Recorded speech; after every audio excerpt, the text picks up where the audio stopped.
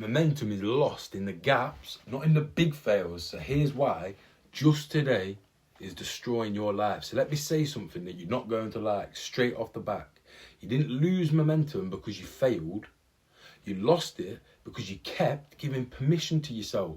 Permission to skip, permission to delay, permission to just do it tomorrow or procrastinate. And at the end of the day, that's the real enemy. Not collapse, not rock bottom, not the big dramatic screw up that you like to point at.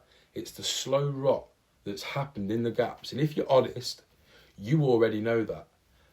You already know that. That's why you've clicked on the video today, but I'm going to give you a workaround for it. So here's the lie that you keep telling yourself. The lie that you repeat every time that things start to slip. It's just for today. And you say it so calmly, so rationally. You even say it kind of like a reasonable adult, like an adult. You don't make a big deal out of it. And you want to know what? That's the problem. You skip the gym, you avoid the sales calls, you push the task, you eat the shit food, and you scroll Instagram instead of acting, and you tell yourself that it doesn't count. But I promise you, it does, because your brain is always watching.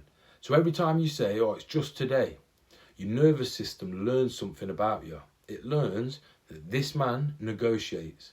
This man doesn't keep his word. And this man folds when life gets inconvenient. And slowly, quietly, your self-trust starts to erode. And it's not even loud or dramatic. It's silently, bit by bit. So here's why big failures are just a convenient distraction. Here's why you focus on the big failures. They let you avoid responsibility. You can point to that bad relationship, that relapse, that financial hit, that one messy season and say, that's when everything went wrong. That's when it all went downhill. But that's not true. Everything went wrong way before that. The collapse was just the receipt. The damage was done in weeks and months of half effort, broken promises, inconsistent standards, comfort first decisions, and big failures don't kill your momentum even though they feel like it. They just expose the fact that the momentum was already dead, because it's a fragile contract. Momentum is. It's not about motivation. It's not about excitement. It's not confidence.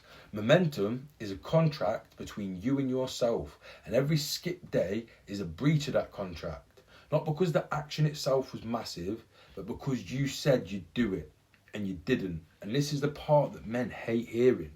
You don't lose respect for yourself when you fail. You lose respect for yourself when you don't even try in the first place. Failure still means that you showed up.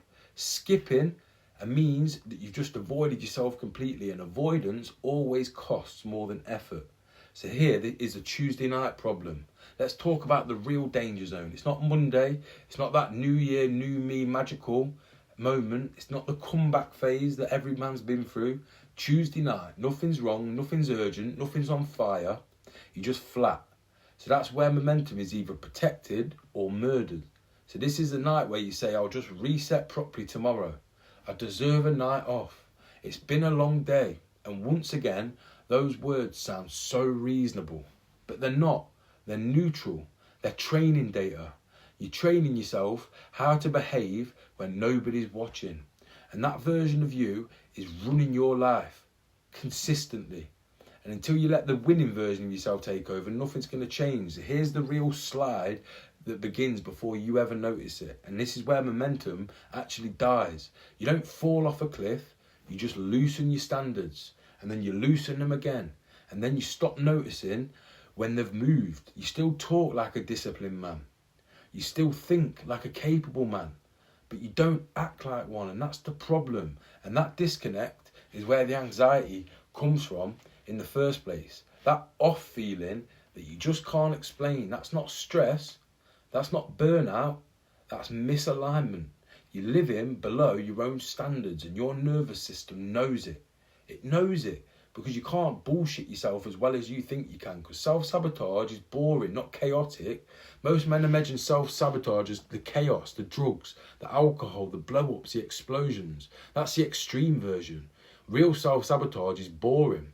It looks like skipping what you said you're going to do just once, half doing things, starting strong and then drifting, or just waiting for motivation. It looks responsible. It looks calm. It looks adult. and it destroys your life slowly, bit by bit, and that's more dangerous than anything else. So here's why you keep restarting instead of continuing. So let me say this bit clearly. Restarting feels clean. Continuing feels uncomfortable, but restarting gives you a dopamine hit. Continuing forces you to face inconsistency, so you reset. New plan, new week, new promise, but every reset wipes the evidence, and confidence is built on evidence. You can't trust yourself because you keep on deleting the proof. And momentum doesn't come from fresh starts. It comes from refusing to abandon the process when it starts to get dull. So let's talk about the gap where your identity is decided, because this is the part that no one's going to tell you. None of the online gurus, none of the fancy YouTubers and influencers. Your identity is not built on your best days. It's built in those gaps. It's built on the days that you don't feel sharp, the days you don't feel driven, the days you don't feel inspired. Those days decide who you are, because anybody can perform when your momentum's up and you feel charged up, but only disciplined men protect momentum when it's fragile. That's the real difference. So here's the one rule that changes everything. If you want to stop bleeding momentum, here's the rule. No 0 days, ever. I don't care how bad the day is. I don't care how small the action is. I don't care what happens for the rest of the day. I want you to take 5 minutes, one task, one rep, one sales message, not to try and win the day and take over the world, but to keep your word to yourself, because momentum doesn't require constant intensity.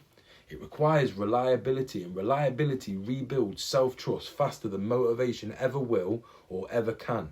And that's why this feels offensive. I should hope it feels offensive. If this is irritating you, then good, because this removes your favourite excuse.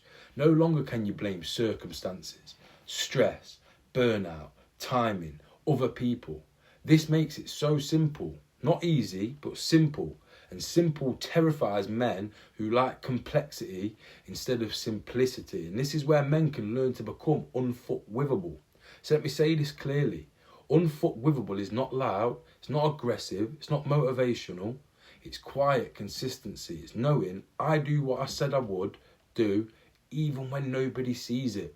That's what creates the calm confidence, the mental clarity, the financial momentum, the physical energy, the emotional stability. Not hacks, not intensity, not extremes, systems that eliminate the gaps. So if this is feeling uncomfortably accurate, which it must be, because you've got this far into the video, if you want the daily system that I use myself and I give to all my private clients, get a free copy of it. The link's in the description of this video, the Become Unfuckwithable Blueprint. Either click the link in the description or comment the word blueprint below and I'll send it to you directly. And if not, go to my social medias and drop me a message. I reply to every single one, because the reason you feel flat isn't because you're failing or because you're a fuck up or because you're broken. It's because you're breaking promises to yourself and pretending they don't matter. They do matter. Your nervous system and your subconscious mind's keeping score, and every broken promise adds to the friction, to the action. That's why starting feels heavier now. That's why discipline feels harder, and that's why motivation doesn't last. You trained yourself to mistrust you, because the exit is so much smaller than you think. You don't need to completely overhaul your life. You don't need a comeback arc. You don't need to be on all the time. You need to close the gaps. That's it.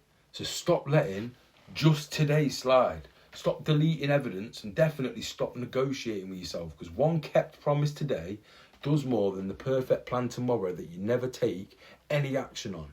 So keep it simple, stupid. Momentum is not lost in the failures. It's lost in the spaces between intention and action. And once you see that, you can't unsee it anymore. It's as simple as that. So like I said, if you want the system that brings this all together, click the link in the description and get your free copy of the Become Unfuckwithable Blueprint, or message me on social media, because I reply to every single message, or comment the word blueprint on this video and I'll send it through to you. Because I help successful men who lost momentum to eliminate self-sabotage and become unfuckwithable. So the next move's on you.